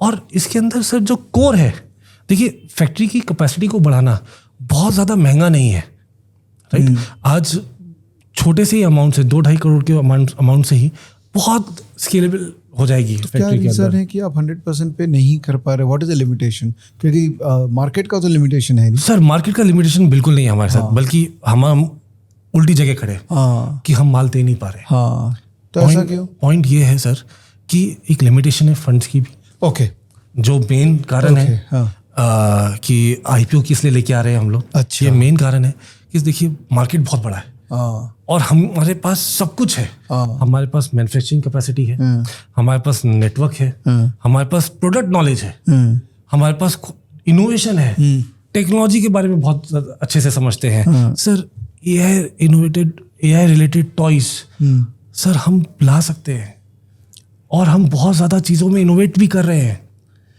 पॉइंट इज कि सर एक गाड़ी पूरी रेडी है, पेट्रोल की जरूरत है। तो वर्किंग कैपिटल आपको चाहिए। यस आप जब आप मेरे डीएचपी को भी पढ़ेंगे तो हमारा एक ही नीड है, only working capital, Okay. Only new moulds okay is the need of the business. Okay okay अगर जितने ज्यादा नए प्रोडक्ट्स आएंगे, जितनी ज्यादा नई कैटेगरीज ऐड होंगी, देखिए टॉयज की दुकान जो है, मैं फिर बोलता हूँ, एक प्रोडक्ट से नहीं चलती है, एक कैटेगरी से नहीं चलती। अगर सिर्फ मैं आरसी कार या मेटल कार रख दूंगा, वो उससे मेरी दुकान चलेगी नहीं। उसको हर चीज़ चाहिए, उसको बोर्ड गेम्स चाहिए, उसको एजुकेशनल टॉयज चाहिए, उसको वुडन टॉयज चाहिए, उसको सब कुछ चाहिए, उसको बबल्स चाहिए, उसको आरसी कार्स चाहिए, उसको डॉल्स चाहिए, उसको बंच ऑफ प्रोडक्ट्स चाहिए, सॉफ्ट टॉयज चाहिए, राइड ऑन्स चाहिए। तो वो सब चीज़ें करने के लिए we want to become a house of play, okay not house of just a toy, we are house of play. समझ तो गया। हम उसके अंदर अलग अलग कैटेगरीज ऐड कर रहे हैं। ओके ओके और इस तरीके से हमारी मैन्युफैक्चरिंग कैपेसिटी है सर। और तो ये पैसा से मैन्युफैक्चरिंग कैपेसिटी नहीं बढ़ेगा अभी? सर मोल्ड्स बनेंगे मोल्ड्स बनेंगे जिससे existing manufacturing हाँ मोल्ड रहेगी। और will you also use this money to increase credit? Of course अच्छा, होलसेलर्स हमारे पास 3000 होलसेलर्स है, हाँ, लेकिन हम क्रेडिट सिर्फ 1500 को ही दे पाते हैं, Correct, बाकियों को दे ही नहीं पाते। Right, वो फंड ही नहीं बचता। करेक्ट अच्छा, आज एक्सपोर्ट मार्केट बढ़ रही है, वहाँ पे बिजनेस बढ़ेगा, तो उसके लिए फंड चाहिए। तो हम कहाँ अटक रहे हैं कि हम फंड्स मिले जिससे हम क्रेडिट फैसिलिटी बढ़ा सकें और प्रोडक्ट रेंज बढ़ा सकें। समझ गए। वो जिस दिन बढ़ा दिया, बहुत बड़ा स्कोप है। हाँ, मतलब 100% तो पहुंच ही जाएंगे। अब उसके बाद 100 से तो और एक्सपेंशन की जो जर्नी है, वहाँ पर बैंक तो आपको देते ही होंगे नहीं? अगर 100% हम एक्सपैंड करेंगे तो। अभी आपका लोन है क्या? सर हमारे पास ओडी है, अच्छा। 17 CR की ओडी है, ओके बट हम बहुत रिजर्व होकर उसको यूज कर रहे हैं। Okay. हमने अभी सिर्फ 11 to 12 CR ही यूज किया है। तो कैपेसिटी एक्सपेंशन करोगे तो? थोड़े पुराने ख्यालात के हैं कि सर डर लगता है हाँ। चीज़ों को लेकर, हाँ बट यस 100% हम ग्रो कर रहे हैं। हाँ हाँ, जैसे ओल्ड इज गोल्ड है। यस इंडस्ट्री ओवरव्यू में आते हैं। बहुत ही प्यारा पीपीटी आपने बना रखा है, तो I just wanted to touch few things from this presentation. तो ये ग्लोबल ऑयल, ये जो टॉय मार्केट है, इसके बारे में समझते हैं कि कितना बड़ा मार्केट है ये, और इंडिया में क्या है ये in terms of percentage, India में कितना बड़ा है और कितना बड़ा हो सकता है? देखिए, मैं आपको बताता हूँ, इंडिया की मैं बात करता हूँ। देखिए, वर्ल्ड तो बहुत बड़ा मार्केट है, कुछ $100 बिलियन का मार्केट है, राइट। बट अगर हम इंडिया की बात करें तो सर रफली 15,000 से 17,000 करोड़ ऑन बुक्स वैल्यू पे मार्केट है। ये तो ऑर्गेनाइज बोल रहे हैं, ऑर्गेनाइज की बात कर रहा हूँ, है ना। अनऑर्गेनाइज कितना होगा सर? कम से कम इससे 3 गुना होगा। 3 गुना जी। Oh my god. ओके, और वो वापस ऑर्गेनाइज में आएगा। Still dominated by Chinese products. अच्छा, जो अनऑर्गेनाइज तरीके से इंपोर्ट होते हैं, बरोबर, राइट। हाँ, जब हम ऑर्गेनाइज सेक्टर की अगर हम आज बात करें तो 15 से 17,000 करोड़ का मार्केट है। और सर हम वर्ल्ड मार्केट के 6% भी नहीं। अच्छा, मतलब हमारा नाम ही नहीं आता कहीं पे। अगर मैं आज बात करूं जापान की, बहुत छोटा सा कंट्री है, right, still they import 4 billion dollars का वो इंपोर्ट करते हैं टॉयज सालाना। क्या बात कर, इतना शौक है उनको टॉयज का। Dollars, yes. USA 22 billion dollars का इंपोर्ट है टॉयज का यूएसए में। तो मिडिल ईस्ट बहुत बड़ा मार्केट है। अब वर्ल्ड मार्केट हमारा इस तरीके का है। और एक्सपोर्ट अपॉर्चुनिटी में अगर आपकी मैं बात करूं इंडिया से एक्सपोर्ट के लिए middle east, Japan and Europe बहुत बड़ा मार्केट है। उसका एक बहुत बड़ा कारण मैं आपको बताता हूँ। यहाँ से ocean freight to Dubai is hardly $100। अच्छा, $100, बस $8,500। सर बॉम्बे दिल्ली का खर्चा उससे ज़्यादा है, राइट। तो एक ये बहुत बड़ी अपॉर्चुनिटी है। यहाँ से एशिया, जापान की साइड में अगर हम बात करें तो $300 है। $25,000 में 40 IQ कंटेनर पहुंच जाता है। दैट इज द कॉस्ट, ना के बराबर है। तो हमारे लिए ये बहुत बड़ी स्ट्रेंथ है। यूरोप हम बात करें तो यूरोप के लिए भी बहुत कम है हमारा ओशन फ्रेट। तो हमारे पास बहुत बड़ी अपॉर्चुनिटी खड़ी है सर, जब हम एक्सपोर्ट कर सकते हैं जहाँ पे, और बहुत बड़ा मार्केट है।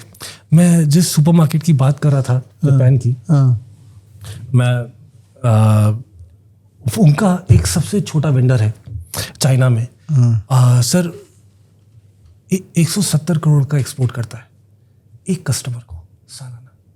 सर मतलब जब हम उनसे बात कर रहे थे तो वो सेड कि our smallest vendor is also bigger than your company.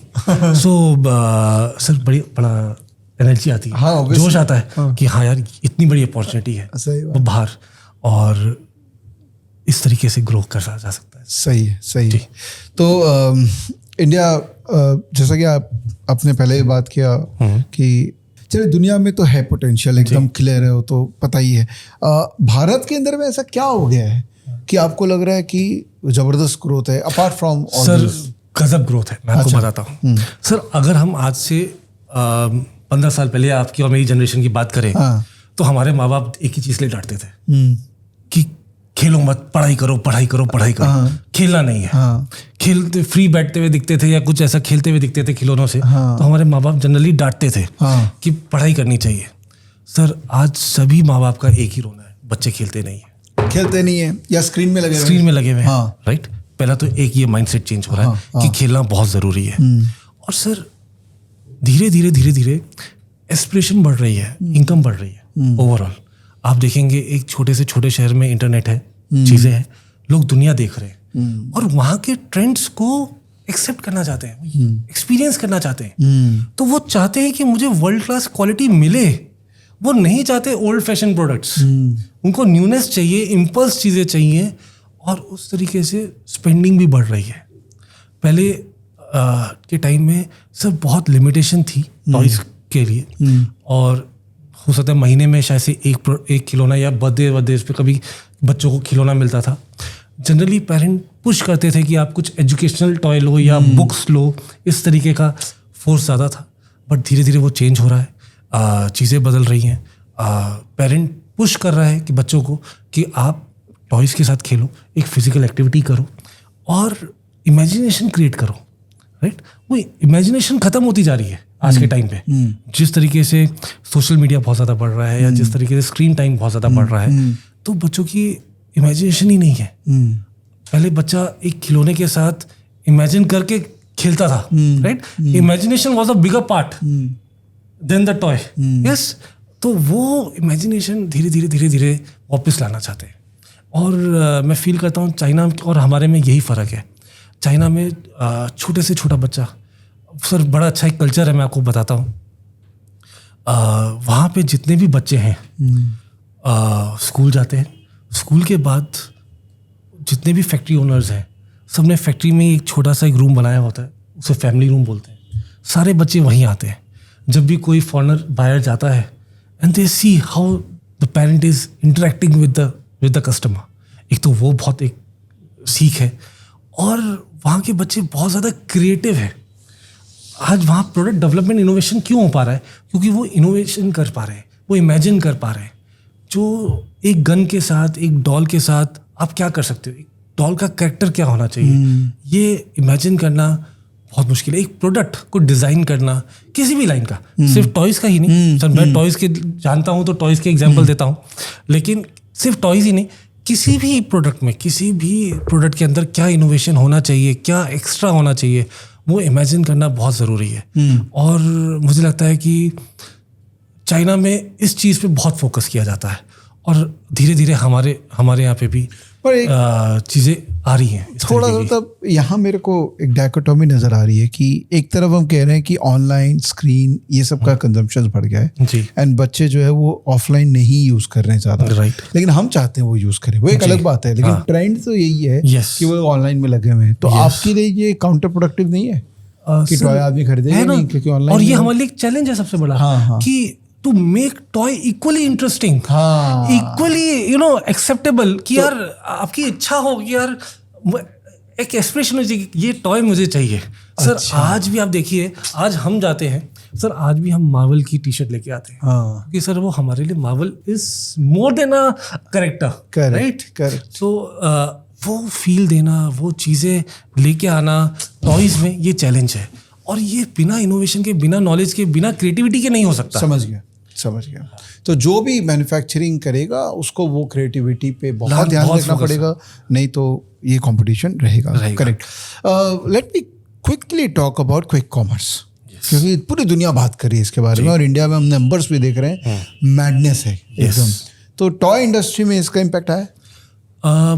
Sir मैं कहूँगा ई कॉमर्स से ज़्यादा क्विक कॉमर्स का है। ओके। क्विक कॉमर्स बहुत टॉयज़ के लिए सक्सेस प्लेटफॉर्म है, बहुत सक्सेसफुल प्लेटफॉर्म है। क्यों? उसका कारण है कि इनिशियल आज की तारीख में जैसे हमको समझ में आ रहा है इकोनॉमिक्स, वहाँ पे एक्सपेंस कम है। देखिए वहाँ पे डार्क स्टोर्स हैं, आपको डार्क स्टोर्स में प्रोडक्ट को पहुँचाना है और वहाँ से एक लोकल डिलीवरी होनी है। उस लोकल डिलीवरी का जो कॉस्ट है आज की तारीख में एज अ सेलर कम है।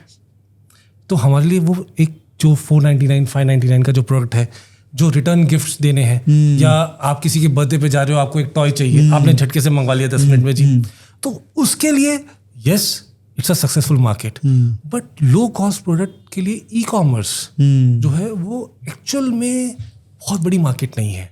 बट यस अगेन जिस तरीके के महंगे प्रोडक्ट्स आ रहे हैं, देखिए आज मैं बोलूँ कि मुझे आज 5,000 की कोई रिमोट कंट्रोल कार है जो मुझे लेनी है अमेजोन से, तो सर इंडियन माइंडसेट जो बोलता है कि 50% लोग ऐसे हैं जो बोलेंगे सर मैं 5,000 स्पेंड कर रहा हूँ ना, मैं शॉप पे जाता हूँ, देखूंगा, चेक कराऊंगा कि वो प्रोडक्ट चल रहा है नहीं चल रहा है और फिर लूँगा। बराबर है। और 50% लोग इस तरीके के हैं जो बोलते हैं कि सर 5,000 का है, यहाँ सस्ता मिल रहा है, 200 रुपये 500 रुपये, आप ऑनलाइन ले लो और ठीक है I will wait for 3 days। But the waiting time for 3-4 days आप वेट करते हो और आप इतने महंगे प्रोडक्ट को चेक नहीं कर पाते हो, तो उसके लिए मुझे ऐसा लगता है कि yes for toy, specially for toy, वो बहुत ज़्यादा बड़ा मार्केट क्रिएट नहीं हो पाएगा। इसीलिए एयरपोर्ट में आज भी देखेंगे टॉय वाली वो है शोरूम को, हैमलेस है, राइट। क्योंकि उनको पता है कि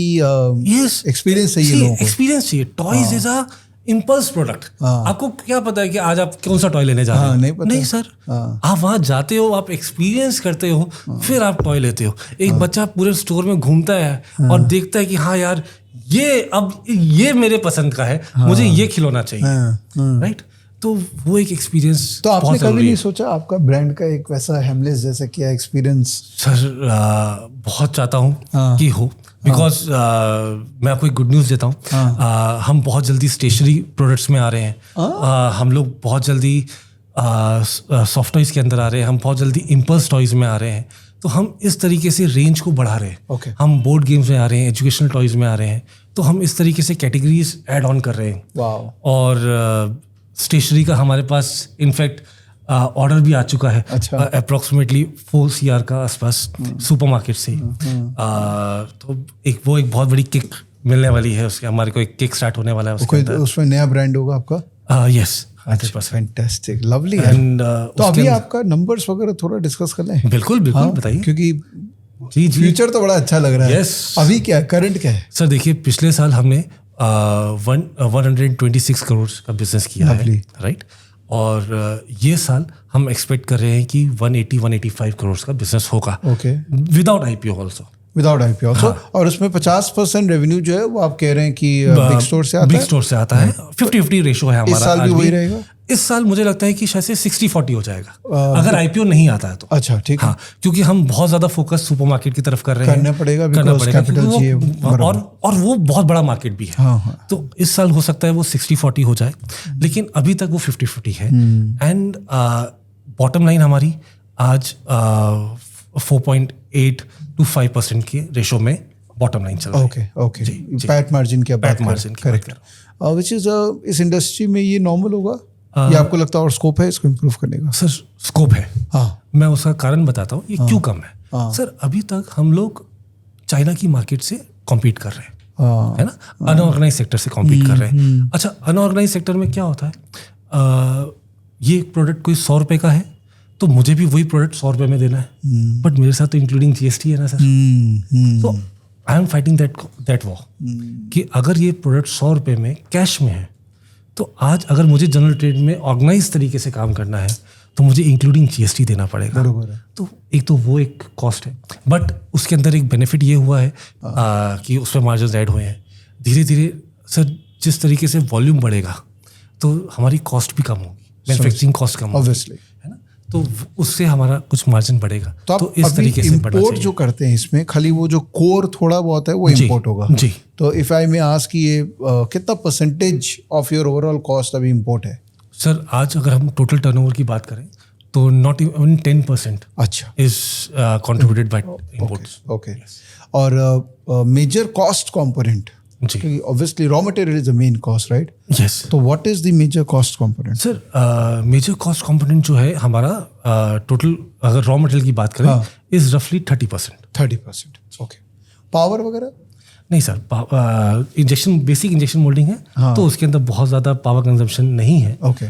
बट इसके अंदर जो मेन कॉस्ट है वो लेबर कॉस्ट है, असेंबली कॉस्ट है, ह्यूमन रिसोर्स जो है हमारा बहुत ज़्यादा है। देखिए आप देखेंगे अभी इतने ज़्यादा लोग लगते हैं इस चीज़ को असेंबल करने के लिए। करेक्ट। दूसरी चीज़ इसमें पैकेजिंग कॉस्ट बहुत ज़्यादा है, राइट। फ्रेट एक कॉस्ट बहुत बड़ी है, ये कॉस्ट। करेक्ट। तो ये जो 11 फैक्ट्रियाँ आपके साथ जुड़ी हुई हैं, तो अल्टीमेटली उनका ऑपरेशन का कॉस्ट भी इसी कंपनी के बुक्स में आएगा? नहीं, वो तो कॉन्ट्रैक्ट मैन्युफैक्चरिंग है। बट सर उनके साथ हमारा फिक्स है मार्जिन्स कि हम उनको 5% मार्जिन्स देते हैं। ठीक है। तो वो 5% कॉस्ट जो है जो हम बाहर से OEM करा रहे हैं। देखिए काफ़ी लोगों का डाउट आता है कि सर आप बाहर से OEM करवा रहे हैं और आपकी एक मार्जिन वहाँ पे भी आपका लॉस हो जाता है, तो वो आप कैसे अफोर्ड करते हैं? देखिए ऐसा है कि एक स्केलेबिलिटी से, देखिए आज अगर हम इतना बड़ा बिजनेस कर रहे हैं तो उस स्केल पे कर रहे हैं तो बाइंग हमारी कम होती है, डायरेक्ट बाइंग करते हैं हम लोग, तो सोर्सिंग के अंदर ही 3-4% कम हम बचा जाते हैं। करेक्ट। तो जो कॉस्ट है वो बहुत नॉमिनल आती है। और फिर मैनेजमेंट कॉस्ट जो है, अगर वो मैनेजमेंट कॉस्ट आती है अगर हम लगाते तो वो भी एक कॉस्ट। आई थिंक समझदार आदमी समझता है इस चीज़ का कि कॉन्ट्रैक्ट मैन्युफैक्चरिंग अपने एडवांटेजेस हैं। तो 1.25 करोड़ जो रेवेन्यू है उसमें टोटल टॉय कितने बिके हैं?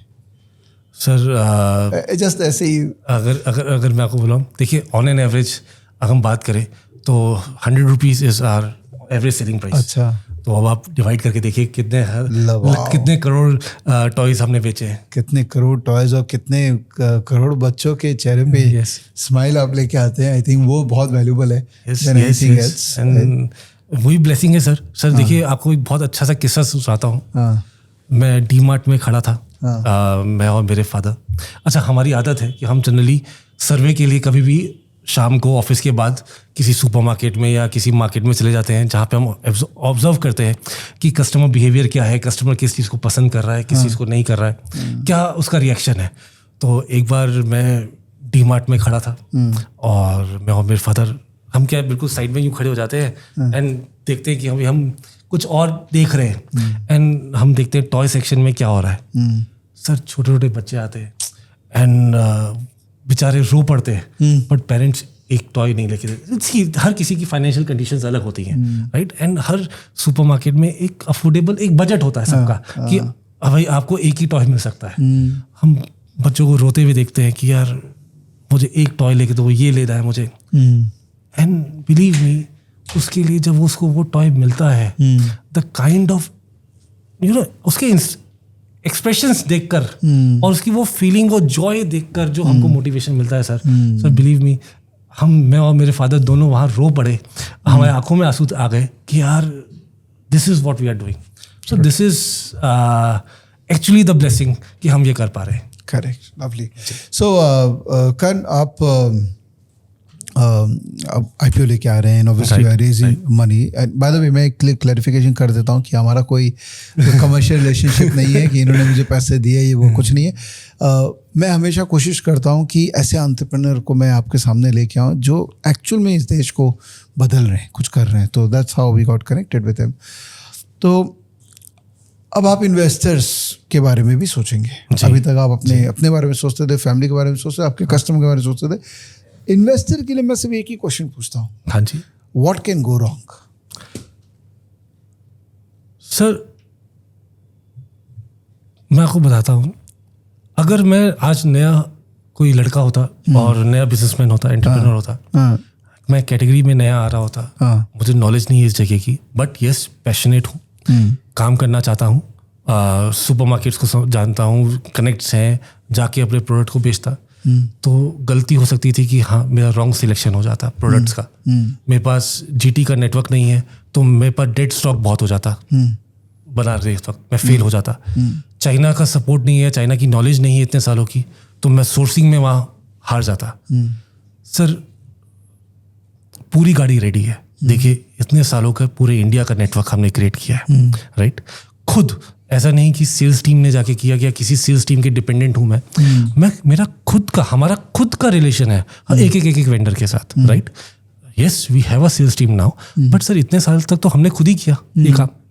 हर एक सुपरमार्केट के साथ हमारा डायरेक्ट एक्सपीरियंस है, 8 से 10 साल हमने रेगुलर काम किया उनके साथ, हम समझते हैं वो बिजनेस को, हम ई-कॉमर्स को समझते हैं, हम क्विक कॉमर्स को समझते हैं, हम चाइना को समझते हैं। सर 15 साल मैंने पर्सनली चाइना में दिए, मतलब आप सोचिए मैं गांव भटका हूँ, एक गांव गया हूँ वहाँ पे, तो वहाँ की सोर्सिंग बहुत स्ट्रांग है। प्रोडक्ट नॉलेज सर तीसरी पीढ़ी हूँ, मेरे खून में ही खिलौना है मतलब मैं इससे ज़्यादा क्या बोलूँ। तो I think there is very few chances कि कुछ गलत हो सकता है। जितने लोग हमारे साथ जुड़े हैं आज, अगर मुझे मैन्युफैक्चरिंग कैपेसिटी बढ़ानी है तो वो बहुत ज़्यादा एक्सपेंसिव नहीं है। जैसे मैंने बताया, एक छोटे फिगर से ही हम एक और यूनिट लगा सकते हैं और कैपेसिटी बढ़ा सकते हैं। हमारा इतना ज़्यादा एक दूसरे को अटैचमेंट है, सपोर्ट है कि हमारे कोई OEM या कोई ऐसा बोलूँ कि कोई कल कोई फैक्ट्री हमसे छूट जाएगी, नहीं, मुझे नहीं लगता सर। 110% जितने भी लोग हमारे साथ जुड़े हैं वो बहुत लंबी रेस के लिए जुड़े हैं, एक परिवार बन के जुड़े हैं। और सर इसके अलावा अगर कुछ गलत जा सकता है, मैं आपको बताता हूँ सर, कोविड था, सर हमारी फैक्ट्रियाँ कोविड में भी चली हैं, हमने उसमें भी माल बेचा है, ऐसा नहीं है कि नहीं था, तभी ये सक्सेस स्टोरी आई है। अगर आप लास्ट 3 साल का भी हमारा रिकॉर्ड देखेंगे तो हमने ग्रोथ ही किया है सर। इस पिछले साल बात करेंगे तो हमने 80 करोड़ का टर्नओवर किया है, right. So from 80 to 126 this year we will touch 185। तो आप टर्नओवर ग्रोथ देखिए, है ना।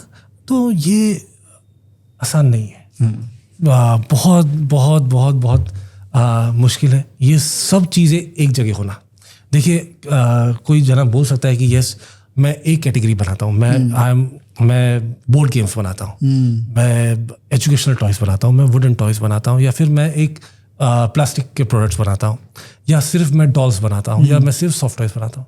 सर मैं तो ऐसी कंपनी हूँ जो 7-8 कैटेगरी का काम कर रहा है और 7-8 कैटेगरी के बारे में नॉलेज रखता है जो और ज़्यादा वो बढ़ा सकता है, क्योंकि सर हमने ये सब चीज़ें इंपोर्ट बिजनेस में करी हैं और इतनी ज़्यादा टेक्नोलॉजीज में काम करते हुए हमको एक्सपीरियंस हो चुका है कि नो हाउ, चाइना का नो हाउ, कि अगर आज मैं किसी टेक्नोलॉजी में फंसता हूँ कि सर मुझे ये समझ नहीं आ रहा कि ये मुझे माउस कैसे बनाना है, तो ये मेरे पास टेक्नोलॉजी है ना सर, मेरे पास चाइना का सपोर्ट है कि मैं ये टेक्नोलॉजी लेके आ सकता हूँ इंडिया में। तो सर ये जो ग्रिप है सर बहुत मुश्किल है सर कि हम गलत जाए। हम स्लो हो सकते हैं सर। आज जैसे सपोज कीजिए खुदा ना खास्ता आज IPO नहीं होता तो यस ये साल हम 185 पे पहुंचेंगे। हो सकता है अगले साल जो हम प्रेडिक्ट कर रहे हैं कि हम 290-300 के आसपास पहुंचे, वो हो सकता है कि हम शायद से 250 पे रुक जाए, क्योंकि लिमिटेशन होगा। बैंक बोरिंग का भी एक लिमिटेशन आएगा, तो फंड का भी लिमिटेशन आएगा। लेकिन अगर ये चीज़ें सक्सेस होती हैं 100% sky is the limit really. हम 3 साल में we will be 500 crore company, ये मैं बहुत कॉन्फिडेंटली कह सकता हूँ। ओके चलिए बहुत अच्छा बात है। बाकी equity investment is always subject to market risk, तो वो आप सोच समझ के कीजिएगा। जैसा कि मैंने कहा कि मेरा खाली एक ही रोल था कि जो अच्छे एंटरप्रेन्योर है उनको आपसे इंट्रोड्यूस कराएं। बाकी स्टॉक में करना है नहीं करना है ये आपका लुकआउट है, मेरा उसमें कोई लेना देना नहीं है। पैसे बन गए तो आपको क्रेडिट, पैसे लग गए तो आपको डेबिट। ना इनको ब्लेम कीजिएगा ना मुझे ब्लेम कीजिएगा, ठीक है। चलिए कल मज़ा आया, बहुत मज़ा आया, पूरी बॉडी में मेरे अंदर में ना अलग से एनर्जी जोश आ गई। और as I have already said to you कि ये मैं करता ही हूँ इसी पर्पस के लिए, तो मेरा आज दिन सफल हो गया। Thank you so much. Thank you दोस्तों ये लास्ट तक देखने के लिए। इसलिए थैंक यू बोल रहा हूँ क्योंकि आप सही में भारत में एक चेंज देखना चाहते हैं।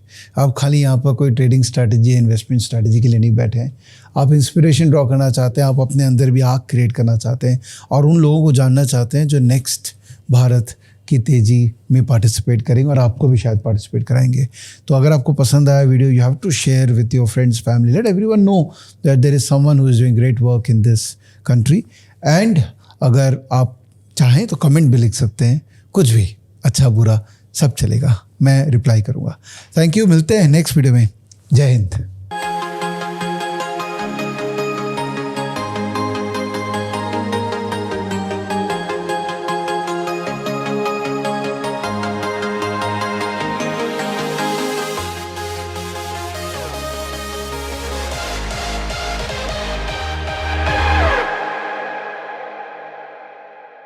Investment in securities market are subject to market risks. Read all the related documents carefully before investing.